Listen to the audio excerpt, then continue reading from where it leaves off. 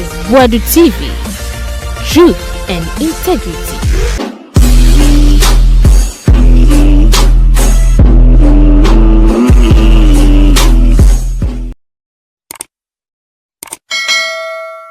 That's it. I did Charlotte was a coin. 146 now. Jean Mensah start preparing. We see 146 now. Jean Mensah, Bossman, any appear. Be quiet and don't be silly. Madam Torkorno, listen. Fantastic. The law is ahead of you. Yeah. There are the people who are running around you. A former attorney general is your lawyer. So everybody has seen your partisan coloration. Indeed, you could not be Chief Justice. What she did was an attention shopping stunt.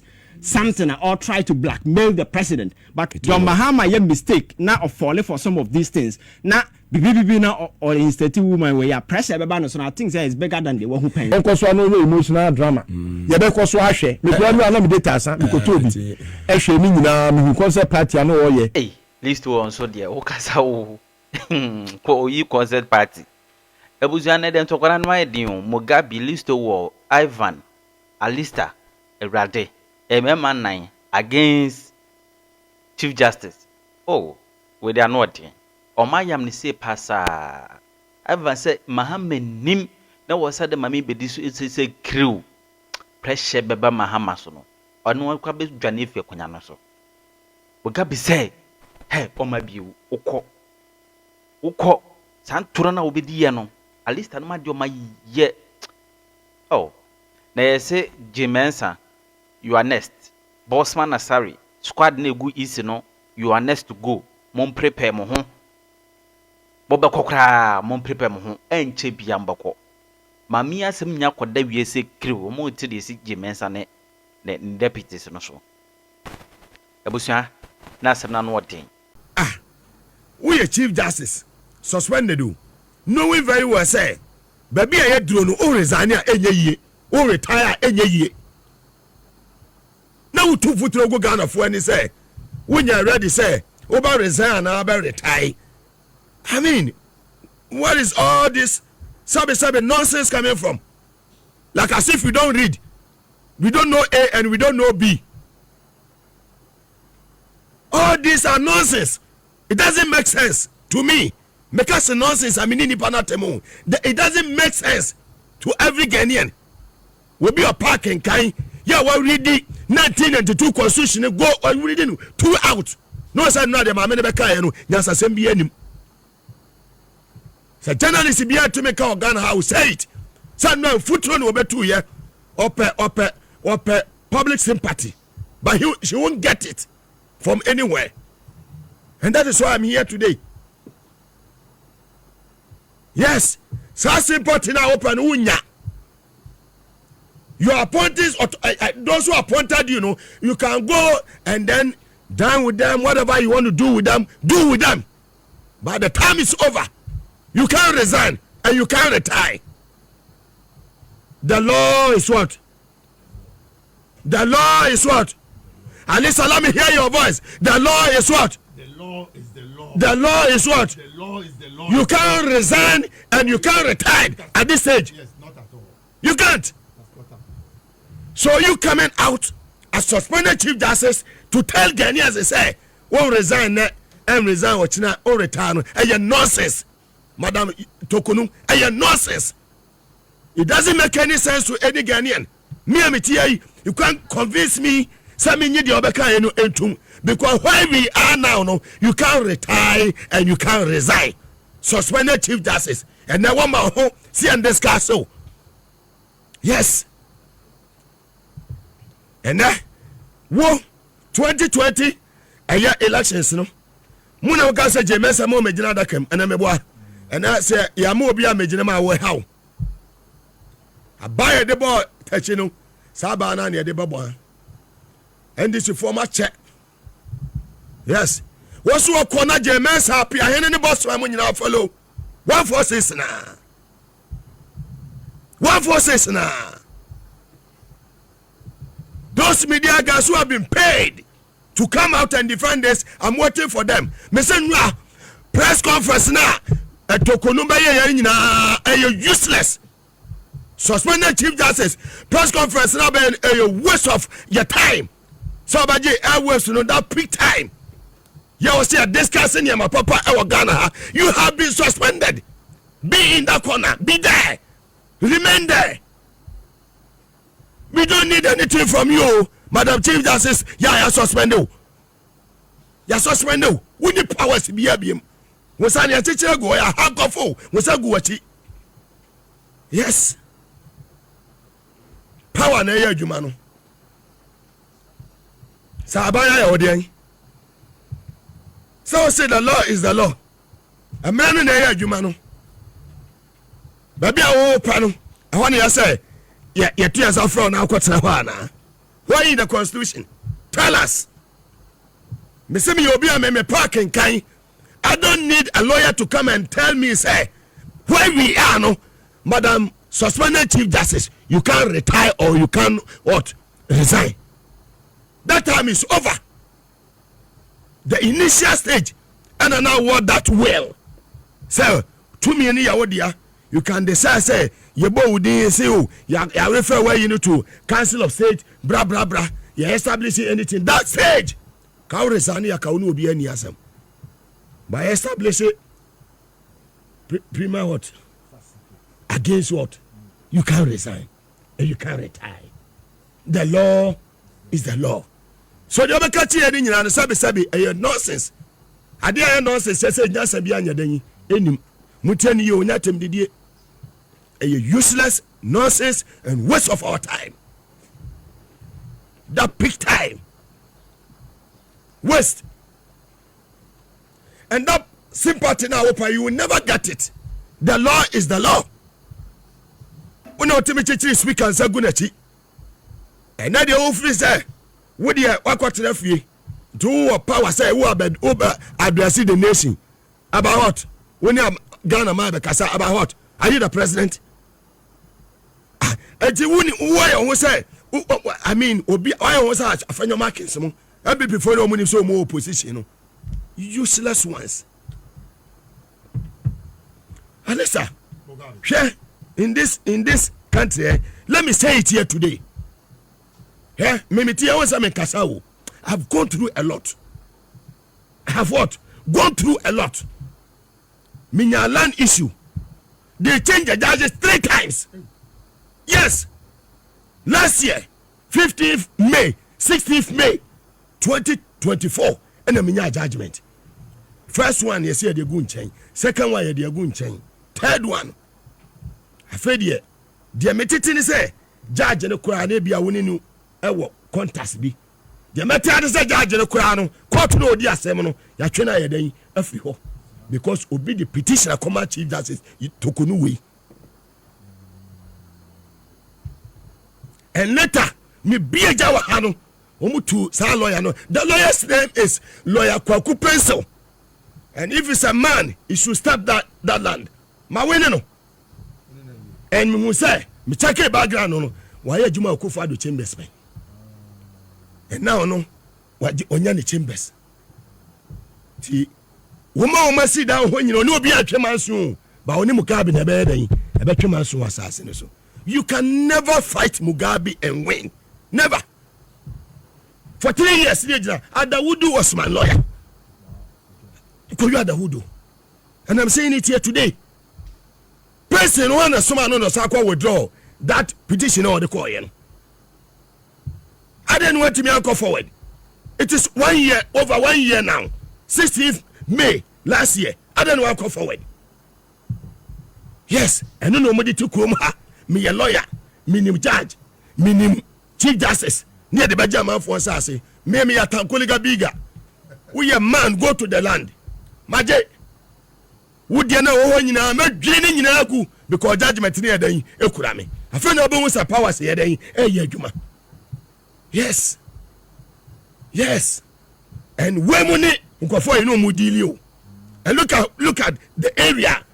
Wakokoto Walusu, a senior lawyer, Walusu, with me Mugabe. Now Walusu, Poto, Niasa final 20,000 Ghana.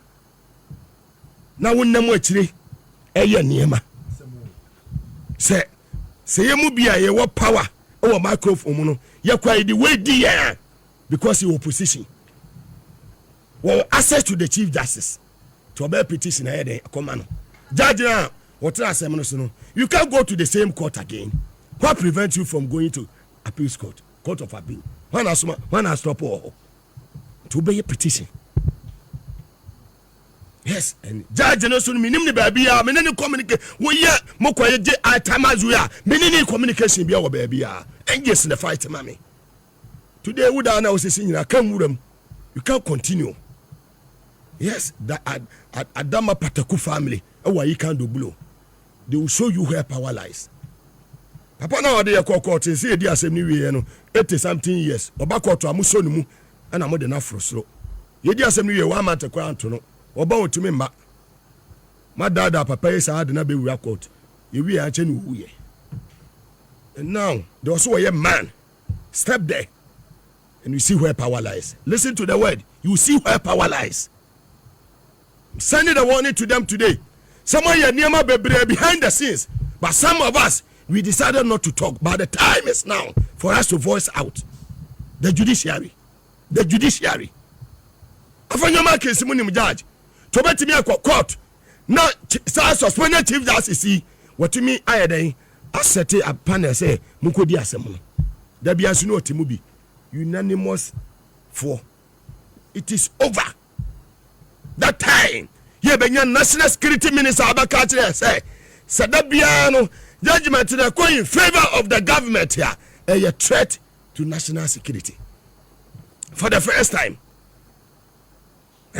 sitting not former serving a cabinet minister, serving under an administration.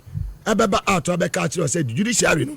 The Amoya no muhwe I can't watch my time, I can't go for time. Torkorno na wuti hobi. Ene, ya suspend you. Na mesa meti ai, me general manager, ni ya suspend me na metifia. Asema kwa so ha me fa ho bai. Se bia me post ni ya interdict me a. Asema IGP ni ko for eye headquarters. Me wa no ho kwa asema de ma no kwa kotum. Ye investigate, ye hwehwemu. Hwemu ni yue. Utuma pa America ebe 2 foot go Ghana for any suspended chief justice wunim law also why a judge for 20-something years, why a lawyer for by wunim law, you don't know the law obowa wunim mra emra na ye de aka ko school kwa ye nim ne say enya establishes prima facie against you want to me retire and want to me resign. It ya mami Torkorno obo wa fie ni dia obako wunya hwe so ko said you know one na ye no sa na Yesu ma ye no so be 146 na Charlotte say edin no ye won so by press conference aba de bo teaching and man de baba ye try magana man for be pejo mu useless people thinking say the law is the law and baby o maduro no be atimi kan o masem ama for bread under the useless president Akufo-Addo anymore. And the time is now for us say you better reset Ghana. You better reset the judiciary. You better reset the parliament. The executive. The BIA Juma. Code of conduct. Joma appointed BIA who abako misbehave. Who misbehave or fire. Me medical fire. Kudos to Governor of the Bank of Ghana, Dr. Asiama. Fire them without fear or favor.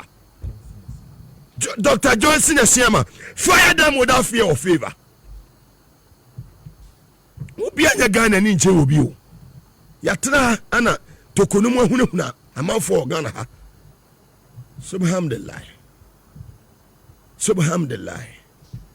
Torkorno hununa amount for ha. Yeah, the judges, I'm people for them judges. And we don't have for Ghana. That time, that era is over. Yes.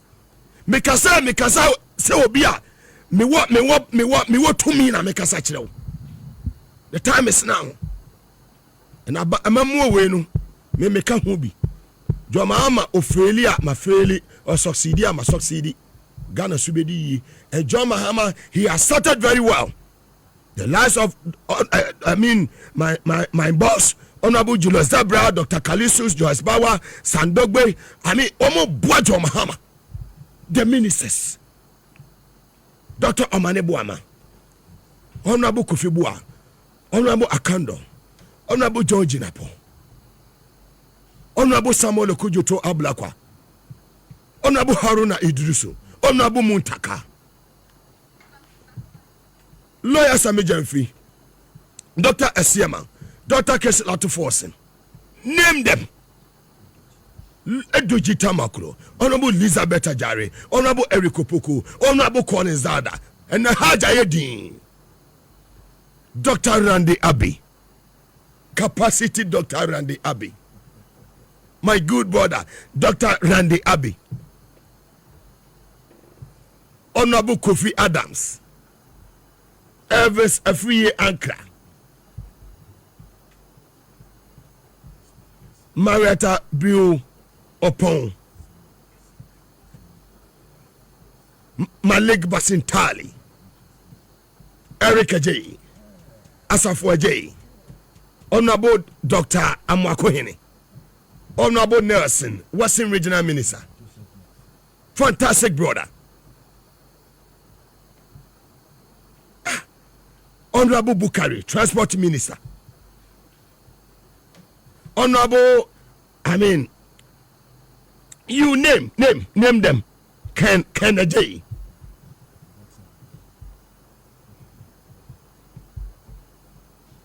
Namu murafo ya makwa tena fie we ya. Ya saswane mu kakra bia na mu yedidi. Mu pedede wo Ghana ha. What forces na ye adwuma no. Nothing has changed. Madam Suspended Chief Justice, being now your small corner, we are not ready to listen to any nonsense, any useless statement. Fahobra never discuss in the media. Fahobra, you have been suspended. Be quiet there. Quiet. You do Be quiet and don't be silly. Yes. We are the famous NDC. We are in power. Yeah. Suspended Chief Justice, be quiet and don't be silly. The law is the law. Nothing has changed. Allow them to do their job. You are not better than those on the committee. You are not better than them. What been our quarter European press conference? What happened, Alistair? Fire, let's go. Show in some way, Chief Justice, I are suspending now. Akakakra in the middle of investigations. Akakakra, the baby committee. I bet Pamono. One who some waba public to come in. Fire! Court public sentiments. She would not get it. She's here to court public sympathies. She would not get it. Now, are you contempt? Yes, it's a contempt of the committee's sittings because it's supposed to be in camera and nothing is supposed to be heard. Yes, the DPR Bontimba. Now, no, as you, the person who is being reviewed, who are here, useless, who are Pia Babonti, who see Nimra, on the Makachel say, on only the no Kayano, the law is the law. No, not 2 minutes run. Yes, and now there are 2 minutes finish. And I make now say, if the law is the law, who are Ukita law now protecting law? You also must be checked. So one says, see, I know. Then they said the law is the law because it ended with her, but now it is beyond her. The law is the law. Is the law.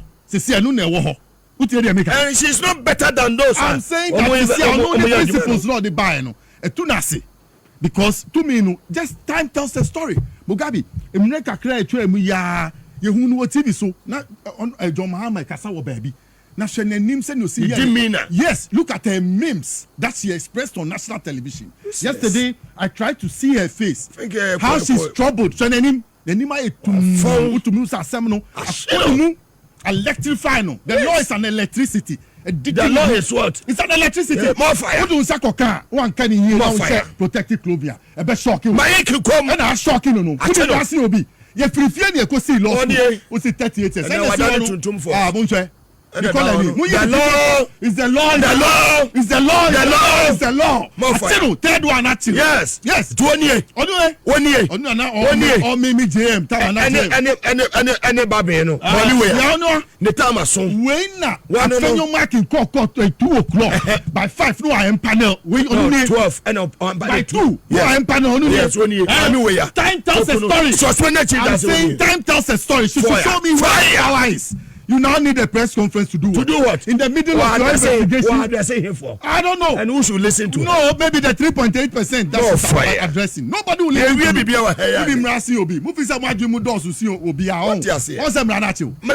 you. The law is the law is the law. Third one, third participant. Where are your first half? And the way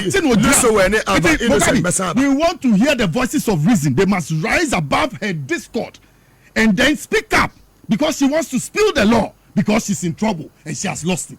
And no one is above the law. Nobody is allowed. You call someone prison where who doctor no where who no. There be the law or no so. When you are someone who about Hobino, Abbas, Susule Ali Gabas. Yes, no, when who former headmaster, sister Dr. Chembua, when Dr. Chembua, Amun Kita Katamakwa, when Salome. So, yeah, Papa, let me referee the Kwame I'm body there, sorry. NBA finance graduate, more fire. They have been to prison and back. Dan Agbodapi. Yes. No, a diversity implementation committee. Yesterday, they demonstrated her egoistic, arrogant, her security. No, it shouldn't be. Look at what she talks about. She talks about the opposition as Chief Justice. Me as Chief Justice. 6 feet at last. Who are there now? They call. Who are Chief Justice Organa? And I'm going to Chief Justice. And it must get to you clear. Pensioner monuments are and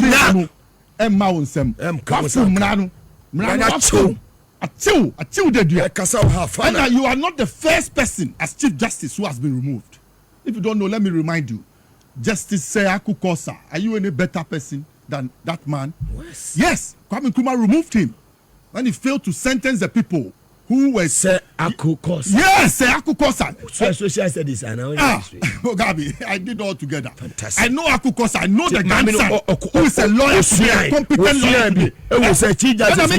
Yesterday, said, "Where your first time, man? You're a Chief Justice." It cannot be true. She comes from Winnipeg. Aku Kosa comes from Winnipeg. She should know the same place. Yes, where she comes from. Thank you. Aku Kosa was removed. Say Aku Kosa. Fantastic. I know the grandson. I'm saying he's an effective lawyer in town today. More fire. Giving many people legal services. Highly them. intelligent person. And look, the reason for the in-camera hearing, you have broken it. The Article 146(2), you are in breach of the 1992 Constitution, madam. You are in breach of it. You have come to tell us the story as pertains in the in-camera hearing. We don't want to listen. The state does not want us to listen. That is why the state shelved it from us in this article, and there's a reason to it. You have broken the trust of the people, quoting public sentiment. Yes. Now your certain committee in the middle of it. Who challenge the committee? Who to I am Pia? Look at the hatred and venom coming from your mouth against Gabriel, Pamwine, Scott. What? I mean, the chairman of the committee. Look at how the words that came out of your mouth to describe useless statement. To describe Gabriel, Pamwine, Scott. How and why? That's hatred. And then one of your vilifiers, I say so because you call them vilifiers, Daniel Ofori, who has a case against you. That man, look at the words you used to describe him. Mami, officer Ubro,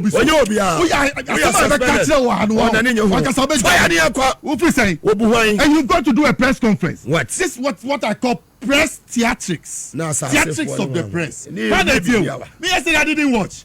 Me who do share. If I like what we feel, come dum TV no. Why mamu ni ade? Omu dum TV no share. Onu ni e nonsense. Doesn't make sense. Emre times has really told the story. Mugabe, look, this is a clear case of what I call a brazen orgy of a facade to cut public sentiments. Na nie we ono ka so tim na da se o mse be bia di na dunu e di na nusuo no mu. What say kura wo da suo ma.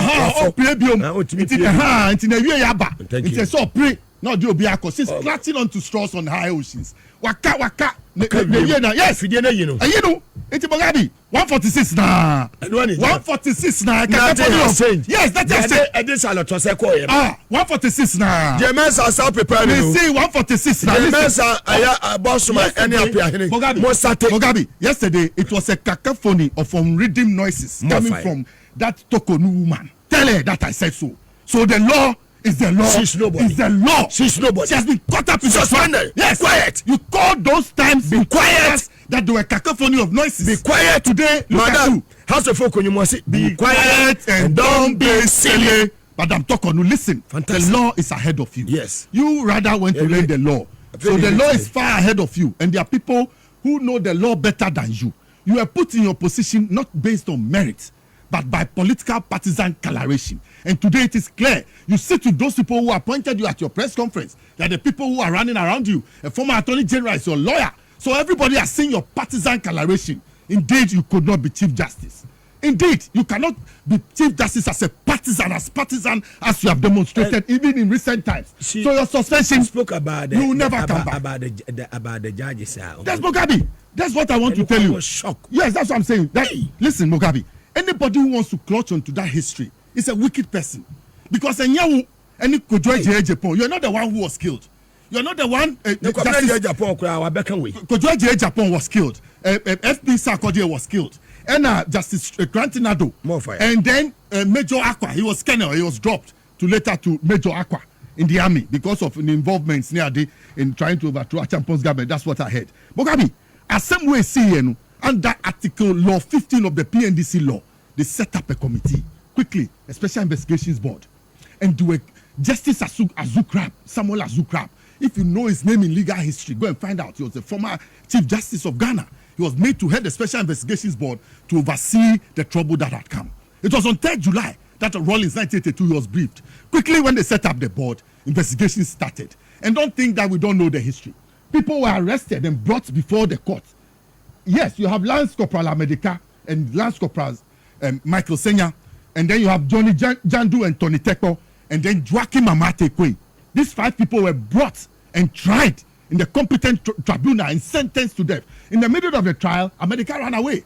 You can check in 1983, June 1983 breakout from this. He managed to run away. He ran away with Johnny Jandu and Tony Teko, but they were rearrested and brought back. But America got away. So those people were sentenced, and even when they were sentenced, former President Rawlings went to Joaquim Amate Kwe to hear his last words because of certain allegations that were going on around certain individuals that were close to Rawlings. I don't want to say this thing, but Mugabe, when Captain Kojo Chikata was about to pass on, he made a comment on air. He made a comment in the media that assembly very painful comment, and I still share those sympathies. That somebody who knew nothing about it. So Rawlings went to where Amate Kwe was to find out from him finally what the true story was. And indeed, people were indeed sent to prison. People were shot. Amate Kwe was killed by firing squad. So Mugabe, assembling in SCA, the SIB sat, they had their investigations, they prosecuted, and people were executed.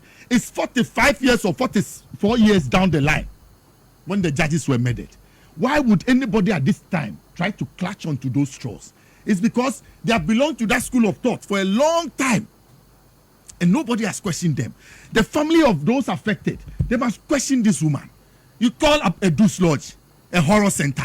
A Deuce Lodge is part of the state's hotels commission. Go and find the state hotels and catering rest house. It was part of it. And up until today, it's close to the castle. That's where we host, our big presidents who you don't need to take them to the hotel. You understand? You have a vista, big vista so a Deuce Lodge is not a trial center. Even your courts, you Madam Torkorno, your courts that you presided over, when you get to Ghana courts, you are terrified. You enter any court and you have a matter with somebody, especially if it is criminal. You are terrified. Even your court environment, you couldn't change it. You are coming to tell us that a Deuce Lodge is what? You are talking about your uncle. You want to play on your uncle's death. And let me tell you something. I'll say it here now. Nobody hates the time is now. The time is now. Joaquim Amate Kwe, he was the personnel manager for Gihawk. Joaquim, what's his name? Major Samakwa was the personnel manager for Gihawk. More and at fire. the time, give us the history, Alistair. They had gone on demonstration More led fire. by Joachim Amatekwe, and they were sacked. They ransacked Parliament on 5th June 1980, and they were all sacked. They went to court several times. So who sacked them? It was you, Samakwa, who sacked them. Then lo and behold, December 1981, there's a military coup. This guy also gets power. What do you think he'll do to you? If indeed he was the one who did it, what do you think he'll do to you? Do Lord chosen for my inquiry to make me feel insecure? I think so. And I continue to hold the view that there's no reason why a judicial hearing is being conducted behind. No, Alistair, you know what? This woman is useless. Yes. And we shouldn't allow her to get nearer to that judiciary. Suspended. She's nobody. No, not at all. No, she's nobody. 6 feet. But no, does he read at all? Okay, who commissioned Adu's Lodge? Is it not Nanado? Nanado ne refurbish or no commission here. So if it's a horror, so and then Nanado ne do horror now. She made a mistake in alluding to the educate her. 30th June 1982, madam. It's not 30th June 1981. You're in a rush. And why do you want to clutch on that history? If your uncle was involved, are you your uncle? Are you your uncle? Do you know what? Mugabe, Mami can't tell. You think America, those in this smoke who went to pick the people up, you think they just went at gunpoint and they said, come and pass? I'm not tricking them. Say you're two Rollins. They have sacked Rollins. They have moved Rollins from where he is. So they need them to come and rationalize the state. So they even where they were at that position, they were coerced to follow up. One year two OBI see the deep power won't pay. I'm telling you, that's why one of the judges at that day he managed to run away. Justice at that day go and find out the high court judge, he managed to run away when those people came because Mukachire said, what open power? Now there na more plako DHD because who fear no yire. Why would you leave at that time in the middle of the night when you know there's a curfew? When people are looking for you, you're a senior person in the society. Why should you know there's a curfew in town? NOPA. NOPA, there are some of them a bit of hold on. Niku or catch any kun said, no, stay behind, I'll go with them. Then you catch a year in the Dow Diomochi. Sana, remember, no, they told their wives to stay back. Then you catch them.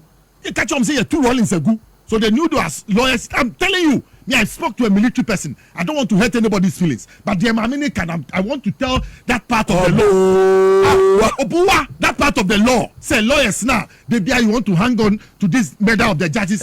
You don't want to change the judiciary too. And you don't want the judiciary to represent the people's interest. Yes. Now only mediate. But I mediate the only. And then 26 June. And then 46 years I call farm go for free. Ebe kuom wo tesi. Enu de yanka wasem. Nanado jubilated on that day 46 years ago. He drank wine or boya numunsa he drank allegedly. Yes. Napa see a people were shot. A Champon was shot 10 days earlier, and then those people were free far was brought all the way 46 years 46 exactly. I don't know why you brought me here today.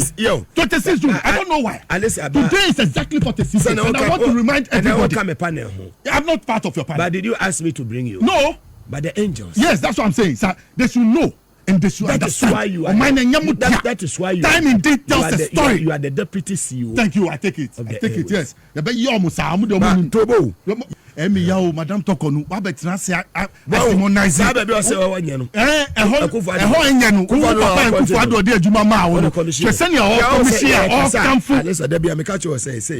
Be circumspect in your reporting. Yes, that's it. Do your checks and balance. That's it.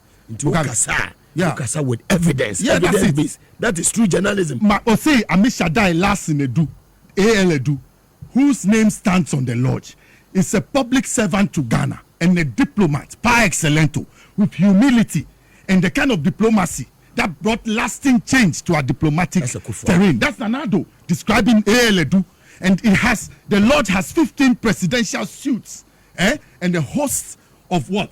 Big rooms, what you call lounges, to host conferences for even hundreds of people. Yes, air conditioned, recently renovated place.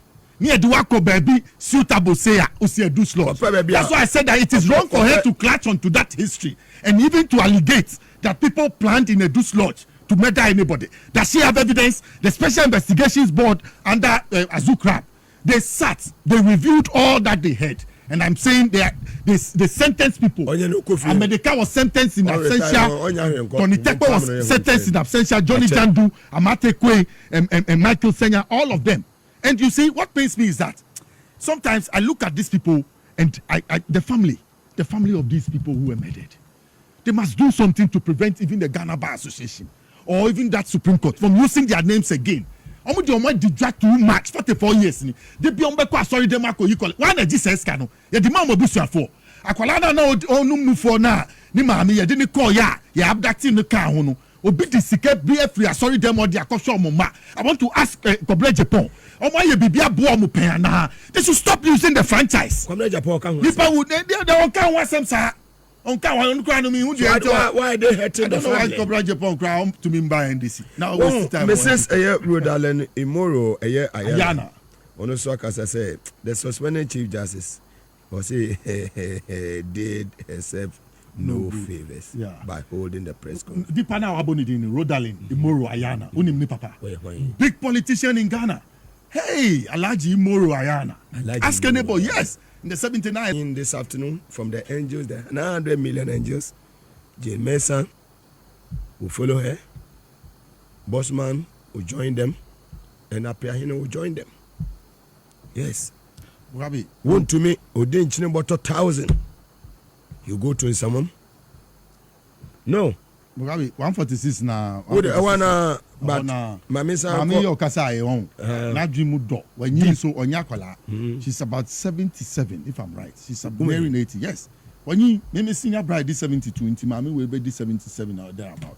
When you see me senior bride. No, yeah, Papa, the last born. Right? Yes, I think the last born or the last Oba or very rich man. You more Ayana. You mentioned the name in Ghana. The Ayana family. Yes, very big woman of the CPP slot. Mugabe, the woman, the Chief Justice, she must be submissive. She must learn to go through the process. Who didn't tell you? Remorse. Mugabe, you don't call court on. Yet he said Munti Asemno. At any MP anchor press conference. That's what I'm saying that yes, so they said we should keep quiet, submit ourselves to the process until the process was over and we're sentenced. What you say? I don't know the only process because in the middle of the sea, then you are contempt of process. Private legal practitioner Martin Pebu. Yeah, hey, a benefit Martin Pebu, professor of law. How much noise press conferences be a baby? Yes, natural mineral water in you. The law is the law. Baby, Martin. Bye bye. And you Gabriel say, "When I don't go, bye bye." The law is the law. Safini too. Maybe a Jumano. Media man bien ho, journalist bien ho. I'm the commander of the airwaves, the whole Ghana. Because we are son. The can't running in a answer bien a nonsense. Yeah, Mammy Torkorno. The law is the law. Your mama peasy. Ready, Yankopo. Hey, your mama, the Magana, Magana, missing me. I'm a more way, me damn it to me. Papa, your mama, me damn that, your mama's son. Me damn that. And for man born on the wind of change in a blows you hano. Me papa your mama. Me boss honorable Jelo Zebra. Dear baby me amere. Asa. Dear de miana ho de ne kwatenten. Me pressure. Na wo wadi bi kakra. Na ve kwa de obi a ono o ya suspend wato so no. Ono kwa no onanim chewo about 2008 right? And now 2019 ya na obae. Yet te vie kakra kra wo nya 4 months kra. Wo dement na fie. Suspended chief justice. Ya wonim say the oba be contempt. No oba be the contempt. It is entimu ya mu bi na contempt ti mechi yana. Se contempt ya juma pa dia ma me won contempt chi no. The law is the law. So the law ni a law pa dia. Mami sata makufa do wapa wai. Utumi se okasa na ne kala na ba fe ene wa hye wa yese bidie. So adanis is me nuanom for na mo de bidie me bi koto bidie was sara for wa bitimi tizi o mo sa. Munya bidie ma ye ne nton. Ene udu media market ya achefo ne to bidie.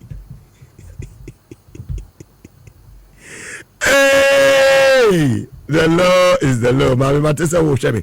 Hwe formation bi a me peke se mami we security for no omo ni fie. Pony tank ya esi ni fie no. Emu nsuo no omo no. Okobo ban ewu ni fie a. Akake o. Se mami ne be ma o pure water kura no. Anase bottle water anom no. I mean, me kira kura wo fie se me favor ayi o de say we mu na yesu na de ma omo. Me treat water na de ma me nkrama no. Ba mami we omo bon ho ban ewo fie no akake o e je say nsuo na ewo odi asi wie mu aya hye no scum de wa no akobie bi te say pipe no ayede no one.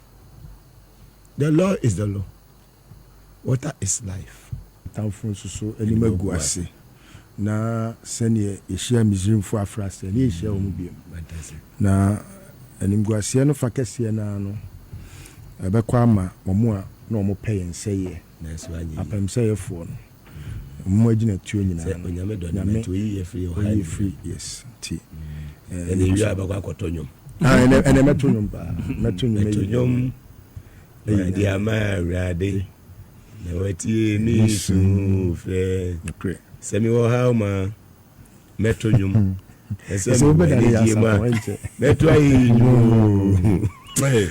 listen we tonyom anyo de me ka be santi mesua to wonyere mo honto say enozo the music is the music and the music is the law. Yes, just as the law is the law. The music is the music. That's the one. Aban bibi aboko de sia ya che to be nyire ito sia o baby de yeah after I think say sia that's ujina na so kakra kakra sami sia hey ni sia it is well if you want to say I think that we was a change biaba. Oh, definitely. Ghana there, if you really want to be honest, I'm not sure say we bet me a doubt to say there has been change, not just ordinary change, but a significant change. Yes, I share the economic front is quite clear. Fantastic. And some institutional will be a cost. Clearly, nothing say we are only hoping say the Nyama bet me sustain it, not trigger down to the ordinary person. Iran and Israel for changing yes and a China near America forces Casem so as a sign. I say wouldn't their way, so wouldn't their way now we focus. Some of these distractions in a bar. A back count cry now ain't mean take away near my wire off the table. Fantastic. In the past, you Ukraine, Russia, I don't have to even countries no more border Ukraine, Russia, but we're not even complaining. Fantastic. But I think I missed this particular tension between Israel and Ukraine. Fuel still drop it down. You understand? That clearly shows there are your friends saying safe hands in place are just trying to do things that benefiting Ghanaians. Early days yet, but I'm hopeful say the way man and near masses but I'm not for so I reflect in the system. Oh yes, because various markets now. So first now you talk cement, I think 135 and 140. Not about 90 yeah. Obviously new. Iron was 9,600. Exactly. About 8,000. Exactly. And then you know dollar no depreciating as for sa near when I got for no problem. Now corporate so ko near bafo. Kakra. And we are even expecting say come more because if 6 months in Pondia, I'm hopeful say 1 year, 1 way, yeah. So inflation also drop. So Mugabe, then I just we know bit buying. We wanted policies and programs of government in ever benefit people or more minor. But now would you say within 6 months and never bet him as Oh no, because I think that Nema a contentem because I want steady currency said the Nema ACT about drop a crown such a significant drop. So what is the secret? I think that some decisions are taking. For instance, the last time I came about something like gold board, you say mopping up all the gold. Yes, now your friend is revenue now, but because dollar no near man a coffee, how much you now buy. And see, and that's a ultimate cotton forest in the back room. Obviously, the pressure on the dollar no so better. What I say, and again, a bar form no, a car no mine did not so significant dressing and drop it because our external debt, was in dollars. You understand? So these are some of the things that and once a new government takes over and the confidence return it back to the economics front, investors will come back with their money and a whole lot of stuff, hoping the policies of the government benefit. Until John Mahama started, and the first thing this economic dialogue forum no. Our investors. So we are investors now were doubt about the state of the economy. That particular dialogue now, and will give you that particular hope. Enti udu sikabeba. I think that yes, I near man kakran na. Akikabo my na yejina babi yejina. We are just hoping say be stand to other places. Say ya ahochera over the years. Ya form no. So betina Ghana ni enya ahotoso. So indeed, the government is really working. But I say Avanche, live on TV as well as and also on Power 97.9 FM. Live Kid Capsules. S Natural Mineral Water. Adom Survey and General Construction. Power Specialist Herbal Hospital. Victory Garlic Mixture. Medimosis Clinic and Herbal Center. Safari Valley Eco Resort. Hebron Hills International School.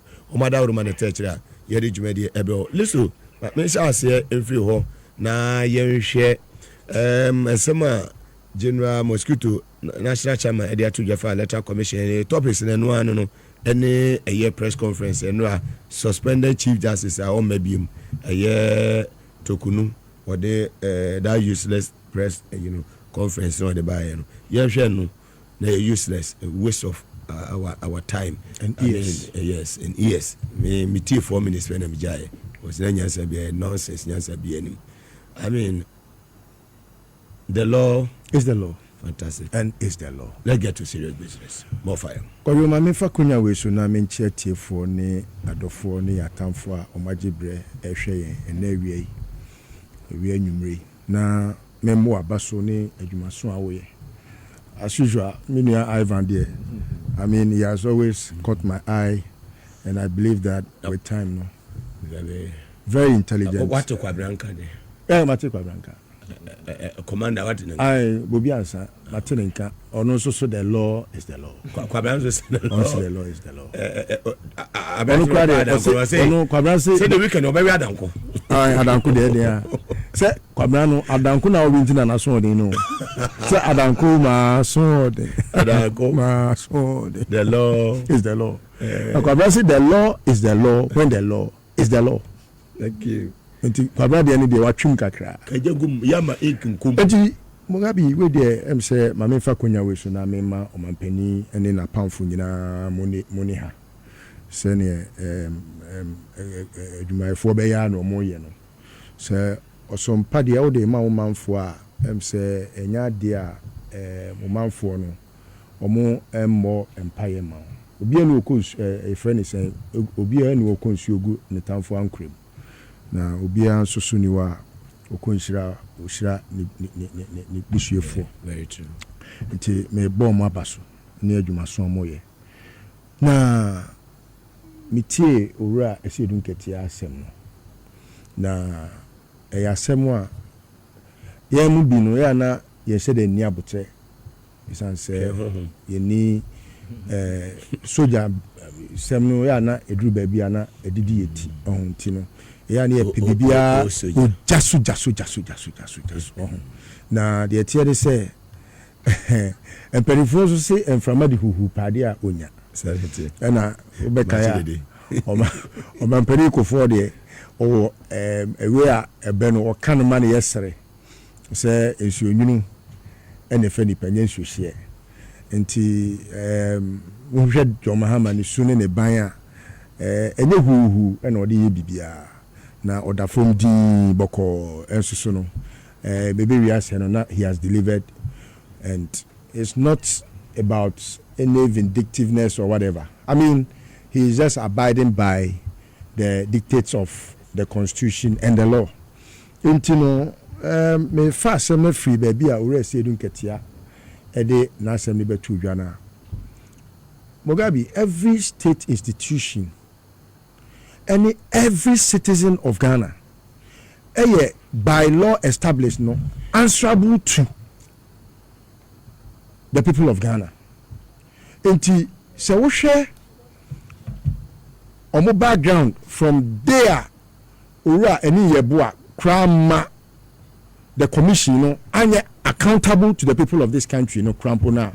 From that background, on Kwano, I will see a Timmy Dinas on the cassette and conform answerable to the people of this country, cannot be in the helm of affairs. Look, we have square pegs in round holes. Square pegs in round hole, no. Actually, say, Nipa only Juma and Yaman Juma oye.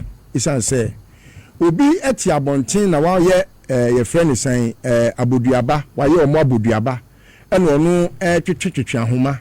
They said the Koliko, Oshe, Kodentri Numbiana, Tom and Jerry, a warrior. No, we say Koliko be a no modern general house or Motutri, no Obubu Nepano. Sana ne Kufa do dia Jean Mensah Bossman, Nisani Tene, Srebonum, Srebo Kweku, Nomine or more electoral commission, Apia Hinenum. Oh, so the democracy, the fare by now. Any quite say Sanko Fu Wemo or Muho. Enti Musme Chanitia, or Nama Twasu, a year anti Araba Dianeso. Ivan, Uncle, they say, and Remuno, easy or Kakra. Say, I see you're electoral commissioner, Senator Biamecano. Every word has a meaning. As we speak, we don't have an electoral commission. We have something that looks like electoral commission, and we say, we see, and to the extent say, Oma Sao, Etna in Fiena, Omuni MP. Dear no intimate. But the woman is very wicked. Mesre, very wicked. I was a fashion. A quite beer was a faso. Na omo na omo pese omo destroy your democracy. Ye be tu omo asen, ya twi omo so mra kwan mu. Bibibia ye illegality no me mfa so.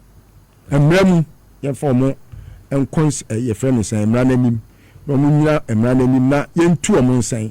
Na kitase no pro ye dream kan bia akoso in the last 7 or so years omo aba in the helm of affairs in bia no ye hwehwem na ye making sure say o man sika bia akwakodu omonsem no yensa beka so he the way ani kun hotel no speed no mudi si hotel na hu be hia say be hwem because Charles Mensah the last time I check here no onya adwuma listen mama quick one on nsema national chairman Johnson said don't kaja there to nothing you move straight to a press conference also suspending chief justice. Okay, Mugabe, things I'm mentioning what you for Thursday class. Na menka say wo he evening class. Where Thursday evening class. Yes. So wo he your friend saying the electoral commission ne jumadi omodi in the past. The scars are quite clear, are visible, Ghana for can never forget. But here, Nema at play in this country presently now, it looks as if say the focus is not on it. But no indemnify the electoral commission from the criminal engagement in the lack of trust Ghana for the institution. My catcher said, you will Krobi and Kayetimi put 2 decent men with proper conviction in place. Situation like this, you will not wait. Say obi eme petition anase we enka Jean Mensah Bossman asare yese yefra kwabi tete hwan no enka yeto abani we ya na nkomo turning in omo resignation and komo nyina call because the period now mo tena so as electoral commissioners all that they did they say they destroyed the reputation of the institution called the Electoral Commission. Ordinary Ghanaian any trust, confidence, any hope be our institution, and I think that the track record are quite obvious. But it's unfortunate say Nipana very often we put them in leadership position, in sensitive position like this. Most of them lack integrity, they lack candor, and they think that they are service because somebody put them there.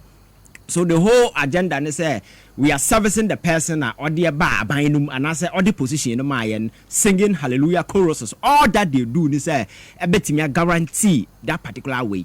Because Jean Mensah Nema why you kruma anya Ghana for na say be near be and I say be yet manual semasia. I'm telling you Zenka before 2024 elections in Kejato kruma saying.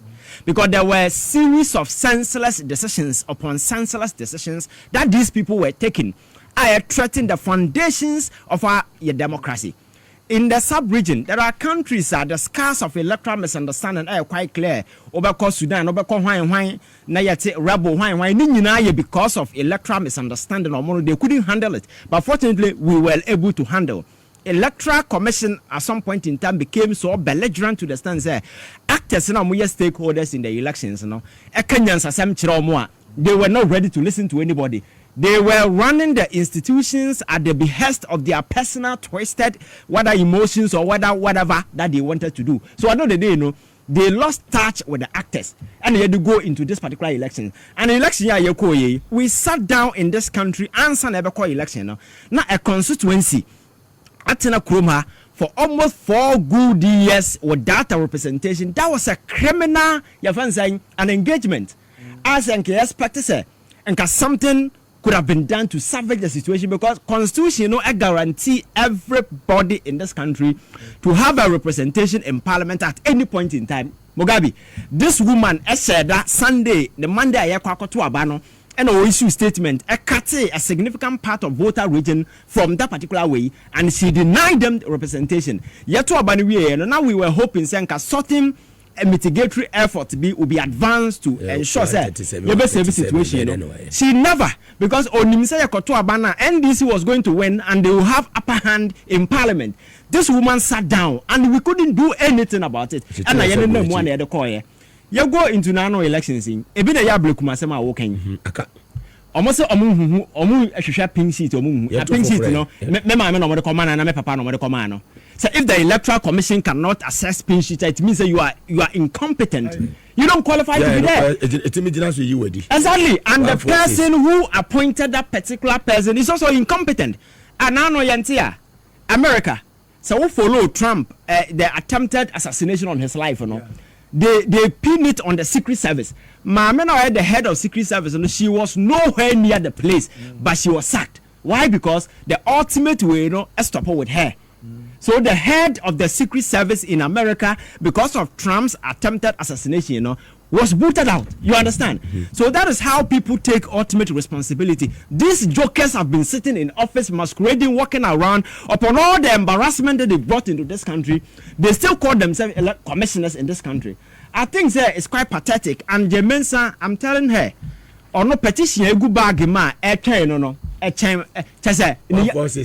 telling you, because quite any day easy chain. Your friend saying, easy because criminal activities on my no chroma, Bossman, sir, and some of being and waka certain post in name of my no chroma. No, it will be very easy, but I think there and Kayanko the UK way. Prime Minister and Hena name and Kuyanonsa are resigning. Nano Yantiana, Canada Prime Minister resigning. But so why can't they do the same thing?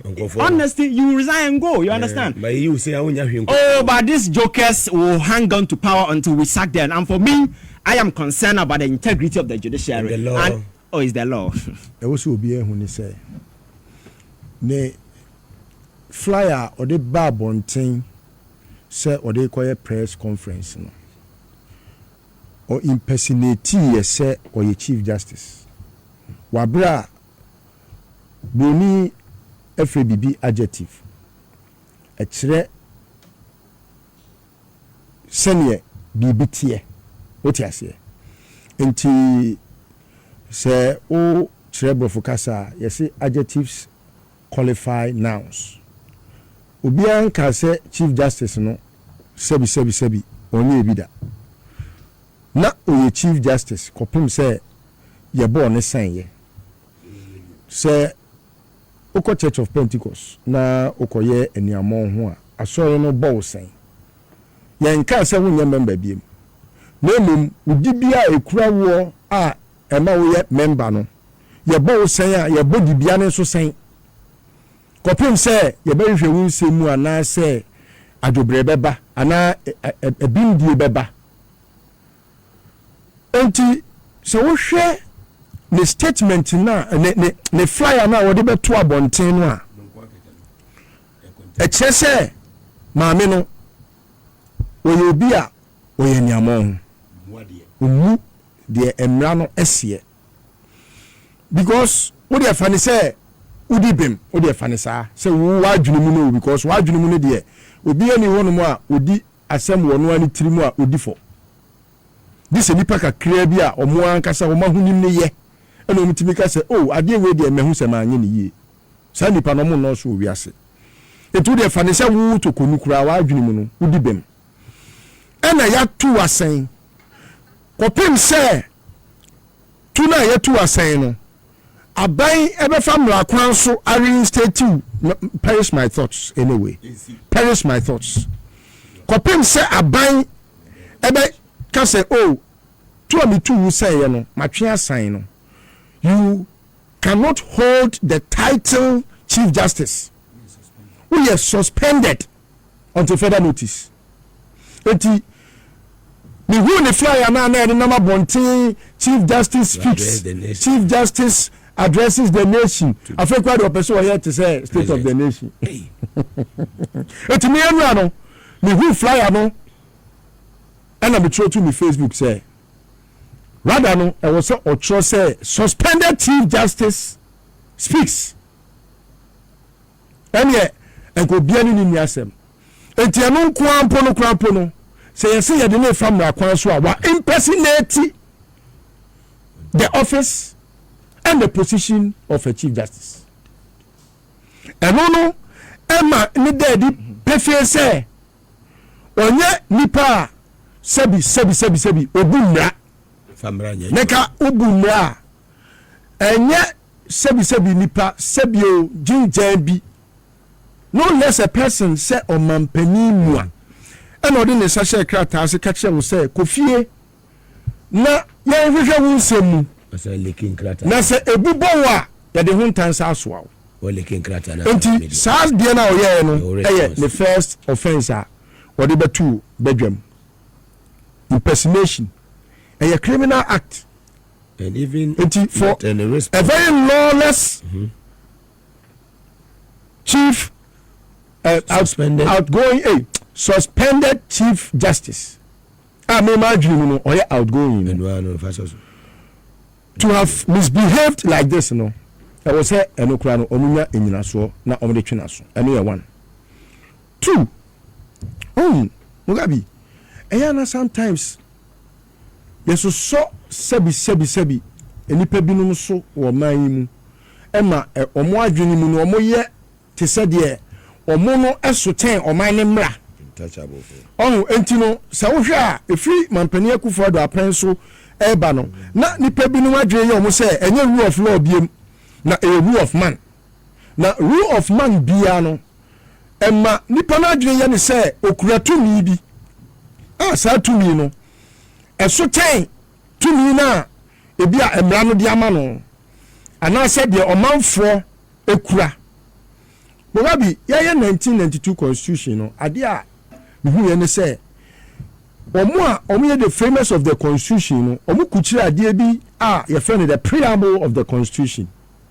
enti se wo hwe preamble of the constitution na o kire se power no tumi na eyo manfo eye tumi no o say the bia wo oman na bra bomu no ekura manfo yanka se ekura obi enunti omanpani kura mpa sebi odi yeso ane sebi obetimi akasa Ghana nyina no kafi obi ankoda nsia no onu mpo kura mpo no ye say ansa no obetimi ateki sa tumi no anase obetimi aye bibi no agise wakomra sebedwam it will share time of COVID-19 by no ekufo do ye say wo de wo pe ebekwa ko gina baabi wo ka se wo se no mask na se ebekwa ko preach ma ne chechi asofo bi kwa kugu wo kai woni se eko emrani mu a emrani be kire se o mampani ni sa tumi no enu nti na mampani kwampo no o member of parliament ya ene me no ka se owura John Mahama owo na se bedwani a oye ono John Mahama his excellency ni isi anamu wa mrahye bedwam enti president impokrampo no ono na owo tumi a sebi o manfo krade ato abama no ono ntimi nyina bedwam enka se me mampani no mesisei obi ankoda by force ontimi this we dia famra kwan so na wo hwe mami Torkorno ni sune ne ban a no wonder say enen ne papa ne Eja Kofi Abraham no wonder on titiba nani atra nani ton muade so we share from the behavior time no chief justice no na ye bo owura Muhammad din se on sorry mekasa na we hwede ewu a osobre na no e sichiri nani fi nani pochiri nani bi e de hwe owura Muhammad ni nyam ni a se bi ni fie we hwe sa behavior no misbehavior na on sem fata we bi a se bi owo su ne ban a ye didi chief justice no Mugabe obi we busa say and was there a need for it? The question is, Mugabe, to what end? Press conference here no obey ye. When you own tina me catch say MPP lawyer bienwa onimumra. Judge. They only know the judge. And tina say MPP for so musu Torkorno be free oye ni e be tie nyina yakogu. Minority for mo two tia. Maami wey on fa mra nya adwuma. Na senko bi a ode mra ye adwuma Mugabe emra no constitution na kan yo enye sebi any other law a yebetimi aka so o we de emra kunni ne kura etia se obusa lawyer bia wo Ghana ha ye say process ne kura mpo a ye de eyi chief justice adi no enya de a e wo say emu bia no ebebeda badwam enti petitioners me and sending in our mutual petitions no normally like I normally do and come to me leaky petition na my public no but o man leaky petition na ma e ko du man pani ho o man pani leaky petition no e ma o de command council of state o man leaky petition no ko pem say ma mi Torkorno na ono krampo na asem fa ne ho no o tro command man pani say o man pani entimi ma say wo si ya de petition bi aba a efa me hu wabra me na se bi asem efa me hu no o ma me copy no man pani so no na waye na adwe wasi na adwene mu pi se me fa mraw na etire bi ekoliki a wa be ka se me mom kra na maliki no kopem se o man pani di petitions no e bi ma mi Torkorno no Mugabe ni ebetena studio ha ni e sufre copies of the petition meboa me kwa na me ni se emremu no eni kwan se omu e di petition ni betu badwam e ma me be ka no studio ha se ye be se omu me hu copies no ni enkenkan e ma ora fari so fosu kwa achi be gina public ka kire ye nyina ye se enya dia o betimi dia ma public ni because emra no emra kunni ne se e wo se enye sheded in secrecy copy se ma me no beko meboa ya di petition ni company mama me no ade atia na before a press conference oh we assemble the wom ada no odi ni kura to kwan e na ade be na fa no mark gira ba bi semfun na mo ke kan sem hunu a Mugabe ya ka fun kan e ho na me ka che Ghana for say me ka kire mo say ma me wei onye chief justice bia o ye chief injustice o ye wo bia o ye MPP for women organizer ye na court na adwuma bia wo ye bia ya MPP adwuma nya o man adwuma enam ne ye enti ne ye ne su ne ban enti because kopem se Jean Mensah no mo de petition ne copy se mama me no na ni abonten Jean Mensah mo de copy se ma no na MPP fa copy no and on the be na public and on the press conference me boa mo kasa me boa enti se wo hwe sa anioma o ye na na wo hwe de no a o da na di na o ye up to something te no de o ye na contempt na e contemptuous. Just that the committee doesn't have any power to draw her before the committee to punish her for that offense. Even though, Entino, me say, committee no, omon fa no tisa de sebi abrewa we from abone we na no manyi. Na omonyo omadwuma. Esan say adwuma na omo ye de ama omo na ye oman adwuma. De Torkorno ya ne de etisa de sebi retire no so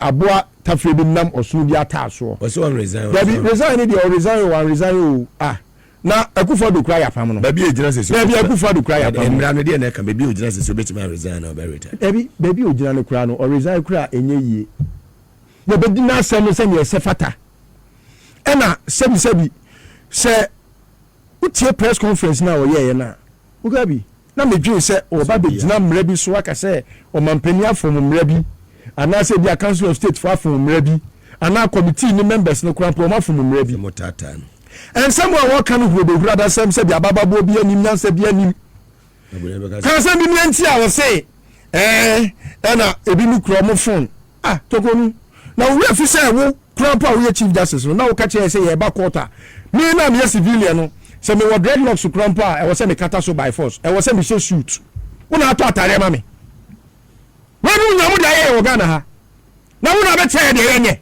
asomafo say wo phone adaya ya threaten me obi a wo what me a lawyer wo papa ekwan of fa so a oye ya pam ni free kofodia se tech krampo no kram nka ho asem ne another day we nti wo papa ya pam no si ya so akofa ne ma bi ama ho sansam de wo nka no na de wo se they can't say ekwan ya papa no fa so a wo twa school fees Torkorno na what man say yanka ho asem na wo ba be ka che say ya threaten to wo ko school no nim say ya threaten wa wo ba bi e wo so de wa asem ko na wo be ka threat to Ghana ha. Do you know how you have used the weaponized court now to threaten the lives of many? Do you know how you have made Ghanaians under your torture? No? Do you know how you have made us feel? What saying you'll be threatening lives? Do you know how you are threatening our lives as a judge? When you are sitting in the comfort of your court, dictating the pace of all the to the extent say maybe Mugabe. Now we are Ghanaian. Ye kase kokota na akwese ya bodia eti no sanyo na obegina bedwam kikane nyoma no wode mesi no wode mede usie no wode ye e de adane nsem nkwanta obi anu oye owo sympathy bia matokonu onko me no hu eya na ensemi bi wo ha amramu no nti no ntimi nka ne ye eni se we no nka committee bia hu hia e wo se nkomu woni nkunsa no mo woni nkonsa na baabi obekọ akoto no so no prapra ne hu wie na wati kokoni wa no ohu fia na ko de asuo nyansa ya te Ghana ha hwede na afa no market ne woye ena awia kete odi asema be down 2 o'clock wa ye panel 3 o'clock na judgment aba me de LGBT asema be to anim asema na akafa ho ya jiji yi level Ghana ha minority caucus led by Ogude Tonum wo mo fa asema nkodan court omu di asem no odru MPP fa asem so bia ene ohu hare etimi de mesere se sebi committee ni nkoso anya na adwuma okay Ghana for yeso ya dwen kire be koso a kire obi ani wonu ma sebi obehu Torkorno mobo wa hu ye mobo wa bra na ehia no wa hu ye mobo time ani tumutu asem aba wan ka bia moayen wo so ya no akogina puppet anim no aso preach no sankofu wo mu nyina so bi Christopher nti na nanse na ja sori ko no eti mesre obia ntre na adwen fa ho se Torkorno no na adwen ye ne se law ne nya law bi na fa emotions a onkoso no emotional drama ye be koso ahwe me kwa no na me data san me koto obi ehwe ni nyina me hu concert party ano wo ye onkoso ano onye concert no committee ni nya na adwuma opa ma ni si committee na nim committee no be tro se wa ama absenteeism and fire ho one ko obi a hu say how can you think say Ghana for betina ho I'm a wounded lioness like you as ababaji wadwa na wo baba chair de wo pe we have had a new chief justice is acting very well and say kopim say chief justice here wo hoyi obey na dwuma awie no Ghana for tanachi medase ora pafo boni no yire mo nkoso ara mo mo adwuma medase ma me na sesa mo fa fo nyin nto so mami abra na oka the law is the law no ene eyenra de no production team wait my me favor na motumi aye nti we yenra de no we opposition ma hwe abra na owo power kufado abra so nti ma hu the difference no mu de mumi entie tu no the law it ono kasa no smile but no am say nanim no I to say okay yenyane sa but listen me no we are ebia 2 minutes be ha na me say the law is the law ana ma me boa no no matter how many noises are made, the law is the law. And no idea, no. Any difference, no. Bono kakrawa me why wadaruma. To lodge facility that the hearings are being conducted in. CIA. Thank you. Redaction team. Muya jumani say animo mani Ivan. Yanko. The time I mentioned with Dr. Mia Holy Family Hospital of your program. Oh, touch my right. Fantastic. Medical director. Okay. And Raminya Quenya a press conference in a Kakrabat. Mantibia because I was very embarrassed and very ashamed looking at Nema na Ekoso. But Osha the na Ekosona, you could see a visibly shattered woman. Or broken and clutching at straws. And some now all cannot be anywhere sabi ubetimi nyansa biya. Oh. And for her as a chief justice, I'm for well respect for her and as a for no. They were all acting on a grown woman acting on children's wisdom. Oh, Ivan. So be a wenini, but wisdom now all pretty no. I am cry wisdom. I am cry wisdom so there because near man and Augusta no you know. I said why suppose you know set Ghana for tetanus and Nabasa. Mugabe. And what she did yesterday, no, or no ankasa sealing the fate, she's done. And I am saying that she cannot continue to be Chief Justice. Maybe the reason why. So oh near manama many and rana. Petition now the Constitution says must be heard in camera. And the actors in it no any right to bring it to public. The Constitution says that the whole proceedings must be heard in camera. The Chief Justice of the Republic of this country, and the administrative head of the judiciary, it is her job to safeguard the integrity of the judiciary. She is privy to this constitutional provision, but decided, say, a document that is supposed to be a private document and the Constitution explicitly says, say, must be heard in camera. No? Or time petition by TV so and Eba Bekika Munsam the Chire Ghana for doing that, you know, your position as a Chief Justice become untenable. As some Americano, anti committee no proceedings na ekoso se maamenu di bem kura na se osign bar. We can drag her to court for this massive constitutional breach for her to be removed. Because Adia Oya and another America said because she's emotionally your friend saying driven, you know. And she's acting on children's wisdom, no. Onyo who said what she did yesterday, you know, or no ankasa signed the fate. The last nail to the coffin, you know, or the bomenra. Because what she did yesterday, you know, was a flagrant abuse of the constitutional provision. That this thing must be heard in a way. And I gave Mugabe. And some now original man na okikano, you could see conspiracy theories because nothing she said that are grounded in law. Because law no, you ever say we nim nyansa apa kofa legon regu yam still we nim nyansa. We nim nyansa. Say we nim nyansa apa legon dynasty or pa kofa nom fa tweti an opa we and hu nyansa. O say book say say me. Because in some now all kano, the poverty of intellect, logic, any reason and I will you begin to ask yourself mommy when I know a Chief Justice.